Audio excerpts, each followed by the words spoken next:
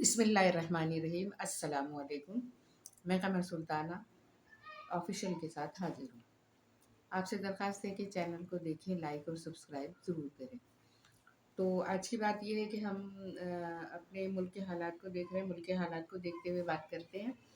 تو آج کل بھی یہی مسئلہ تھا کہ ویڈیو لیک ہوئی ہے اور اس میں انتہائی خطرناک باتیں چل رہی تھی ملک کے خلاف، سالمیت کے خلاف تقریباً، کیونکہ بھارت سے لین دین کا معاملہ، بھارت سے تجارت یا بھارت سے دوستانہ ان لوگوں کے تعلقات ظاہر ہو رہے تھے، اور وہاں سے ہی اپنے داماد کے لیے پلانٹ منگوا رہی تھی مریم نواز۔ تو یہاں پر جو ہے یہ والی بات، صورتحال جو ہے تو عوام کے لیے انتہائی ناقابل قبول ہے، اس لیے کہ جب ہم اس ملک کو، وہ ملک ہمارے لیے دشمن کا درجہ رکھتا ہے اور وہ ہمیں بھی دشمنی سمجھتا ہے، کبھی بھی ہمارے ساتھ خیر سگالی کے جذبات اس ملک نے نہیں رکھے، ہمیشہ وہ ہمارے لیے برے ہی جذبات رکھتے ہیں، دوستانہ جذبات تو کبھی بھی نہیں رہے۔ تو نواز شریف کی جتنی بھی گورنمنٹ رہی ہے، شہباز شریف، نون لیگ، یہ دونوں مل کے ان سے رابطوں میں رہے ہیں، ان کے پاس آنا جانا، ان کی تقریبات میں شرکت، یہ سب کچھ چلتا رہا ہے۔ تو یہ جو ویڈیو لیک ہوئی ہے، اس میں معلوم ہوا ہے، کل بھی میں نے اس سے بات کی تھی کہ مریم نواز نے اپنے داماد کے لیے کوئی پلانٹ برآمد کیا ہے، اور وہ پلانٹ سیاسی اثر و رسوخ کی بنا پر رحیم یار خان میں کہیں کسی جگہ لگایا جا رہا ہے، اس کی بھی اجازت مانگی جا رہی ہے، اور ظاہر حکومتی اداروں کو استعمال کیا جا رہا ہے ذاتی کاروبار کے لیے۔ تو یہاں پر یہ والی بات ہوئی۔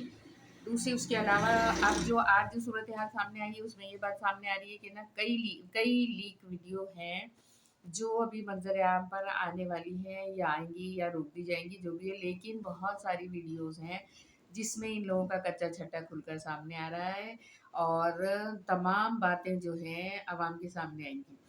تو جس میں مختلف سیاسی نمائندگان، مختلف سیاسی لیڈران بھی شامل ہو رہے ہیں۔ وہ کہہ رہے ہیں کہ اب ان لوگوں نے اس طرح کی ویڈیوز ان کی منظر عام پر آ رہی ہیں، ان کے عزائم پتہ چل رہے ہیں، ان کے عزائم سے ہم واقف ہو رہے ہیں، جو کہ پہلے سے واقف تھے، لیکن اب وہ مستند شکل میں آ رہی ہیں سامنے کہ اب کوئی ثبوت کی ضرورت نہیں ہے، جو چیزیں ان لوگوں نے کی ہیں یا کرنے جا رہے ہیں۔ تو ایک بات تو یہ ہو گئی کہ ویڈیوز جو ہے مختلف طرح کی لیک ہو رہی ہیں۔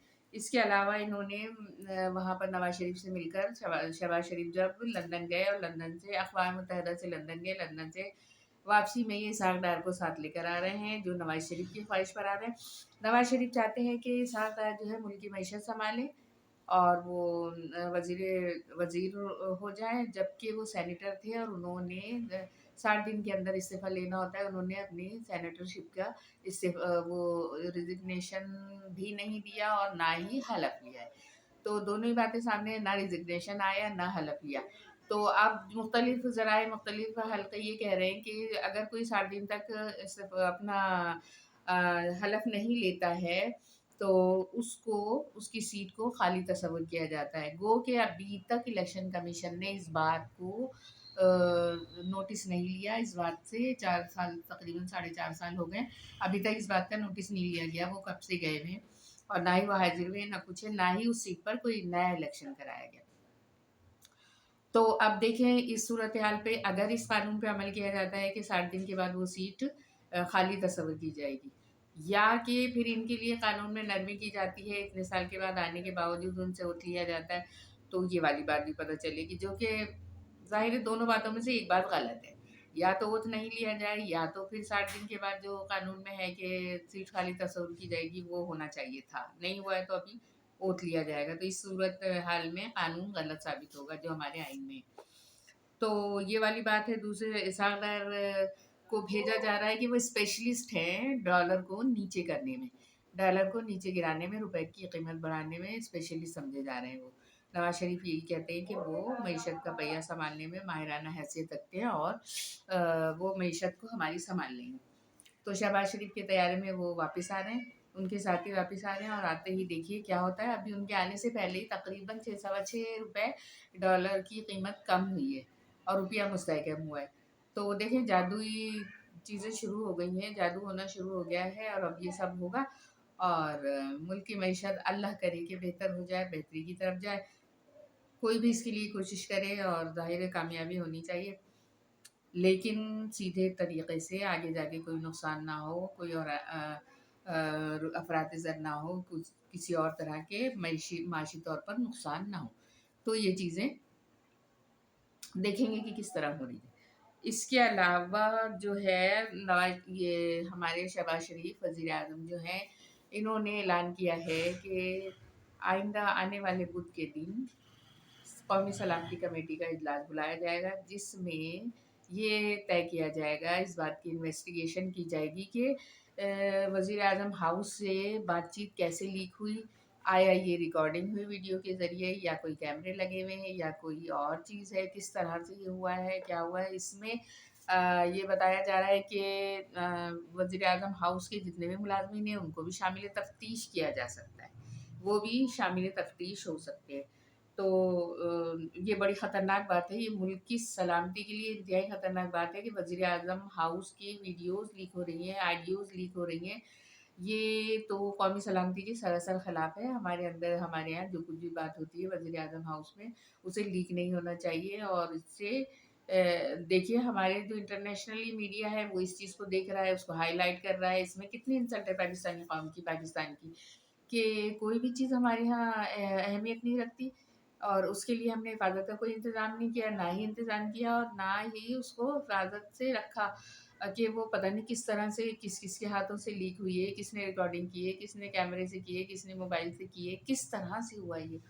तो इंतहाई ख़तरनाक बात है मुल्क की सलामती के लिए कि हमारे यहाँ कोई भी राज नहीं रह सकता और ये हमारे दुश्मनों तक भी पहुँच सकता है। तो ये वाली बात है कि ऑडियोज़ किस तरह लीक हुई, इसके लिए उन्होंने सियासी कमेटी का इजलास, सलामती कमेटी का इजलास बुलाया है, जिसमें तमाम इदारे शामिल होंगे जो इसमें होते हैं।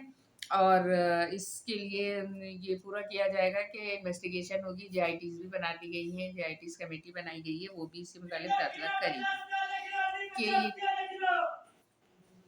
क्या और किस तरह होगा। तो ये बुध को इजलास होगा।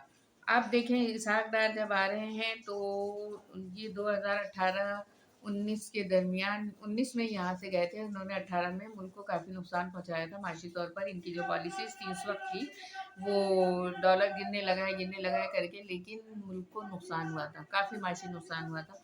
आप देखें ये क्या करते हैं, आ तो रहे हैं। अच्छा, इसके अलावा कराची में एक बात हुई है कि जो बल्दिया के एडमिनिस्ट्रेटर थे कराची के, मुर्तज़ा वहाब साहब, उन्होंने इस्तीफ़ा दे दिया है। वजह उन्होंने ये बताई है कि जो हम केईसी के ज़रिए 300 रुपए का बिल हम टैक्स वसूल कर रहे थे कराची के हर शहरी से, जिन बिजली के मीटर और बिजली के बिलों के ज़रिए, तो उसको अदालत ने, कोर्ट ने अभी डिसमिस किया है और कहा है कि इसके लिए अभी फैसला करेंगे कि इसका क्या किया जाना चाहिए। बहरहाल उन्होंने इस वक्त रोक दिया है, अब ये टैक्स जो है इस माह की मद में तो नहीं आएगा और इससे नाराज़ होते हुए उन्होंने इस्तीफ़ा दिया है अपने ओहदे से। उन्होंने कहा है कि ये टैक्स लिया जाता है, लिया जाना चाहिए कराची की बेहतरी के लिए, कराची के आवाम की बेहतरी के लिए। इससे हमें 3 सवा 3 करोड़ रुपए अरब रुपए हासिल होते। हम इससे मुल्क यहाँ की कराची की सड़कों के और काम करते, बेहतरी के काम करते। लेकिन यहाँ पर बहुत सारे लोग, बहुत सारी पार्टीज़ जो हैं इस बिल के ख़िलाफ़ थी और उन्होंने मिलकर ये कोर्ट में दरख्वास्त दायर की और वहाँ से ये फ़ैसला आया है कि अभी इसको नहीं लिया जाएगा, इसका फ़ैसला अभी मुकम्मल तौर पर आएगा, लेकिन फ़िलहाल इसको रोक दिया गया है, जिसकी वजह से नाराज़ होकर उन्होंने इस्तीफ़ा दिया है। तो यहाँ पर एक बात ये है कि अगर आवाम से ही टैक्स लेने हैं, आवाम वैसे ही इस तरह से बिजली के बिल भर रही है, इस वक़्त तो आपको ये चीज़ें नहीं करनी चाहिए थी, थोड़े से हालात का बेहतर होने का इंतज़ार करते और उस वक़्त फिर ये आवाम की राय लेकर और बल्दिया आ जाती है, बल्दिया के ज़रिए आप इस काम को करते हैं, क्योंकि आपने कहा है कि इससे पहले के मेयर ये टैक्स लेते रहे हैं और ये कोई नई बात नहीं है। लेकिन जो है सूरत हाल इंतहाई गंभीर है, लोग एकदम नाराज़ हैं, इसलिए नाराज़ हैं कि बिल पहले से ही ज़्यादा लिए जा रहे हैं। यहाँ 100 रुपये को इंसान देखेगा कि वो भी हमारा ज़्यादा ना जाए, आप 300 रुपये ले रहे हैं। सूरत हाल बहुत ख़राब है कराची की, आपको इसका अंदाज़ा होना चाहिए। मुर्तज़ा वहाब साहब से दरख्वास्त है मेरी कि आपको अंदाज़ा होना चाहिए कि कराची के अवाम बिल पे नहीं कर सकते, उसमें 300 रुपये का और इज़ाफ़ा इंतहाई मरे पे 100 दुर्रे के मुताबिक है।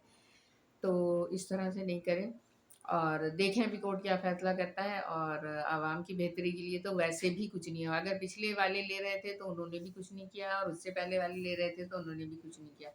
कराची के आवाम के लिए, सिवाय मुस्तफ़ा कमाल के। उन्होंने MKM के दौर में कराची की बेहतरीन खिदमत की और उसको बेहतरीन तरीके से कराची को बनाया, संवारा और सजाया। उसके बाद बिगाड़ने में आप ही लोगों की पार्टी का हाथ है, आप ही की पार्टी ने बिगाड़ा है। 13-14 साल लगा के बेड़ा गर्क कर दिया है कराची। अब उसको फिर लेके सिरे से फिर तैयार किया जाए, सिरे से फिर बुनियादी तौर पर इंसान जाए और उसकी बेहतरी के लिए काम करे।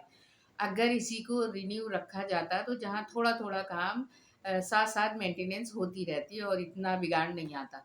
जो आपने ब्रेक दिया है 13-14 साल का, उसकी वजह से तमाम चीज़ें अपसेट हो गई हैं और ज़ीरो पर दोबारा पहुँच गए हैं। अगर आप थोड़ा-थोड़ा करते रहते साथ के साथ, तो वो ज़ीरो पर नहीं पहुँचते, वहीं के वहीं मेंटेनेंस होती। तो गलतियाँ आप लोगों की भी और आप इसको आवाम के ज़रिए पूरा करना चाहते हैं, आवाम से निकालना चाहते हैं, जो कि इंतहाई गलत है। तो आज के लिए इतना ही। इसके बाद जो है तो अगले व्लॉग में हम बात करेंगे। उस वक़्त तक के लिए आप लोगों से अल्लाह हाफ़िज़। आप लोग अपना ख़्याल रखिए, अपने गली मोहल्ले का ख़्याल रखिए। चोरियाँ, डकैतियाँ बहुत बढ़ गई हैं इंतहा से ज़्यादा, और इस चीज़ में अपने बच्चों का और अपनी फैमिलीज़ का ख़्याल रखिए। आने-जाने में एहतियात कीजिए और एक-दूसरे को एहतियात की तलक़ीन कीजिए। अल्लाह हाफ़िज़।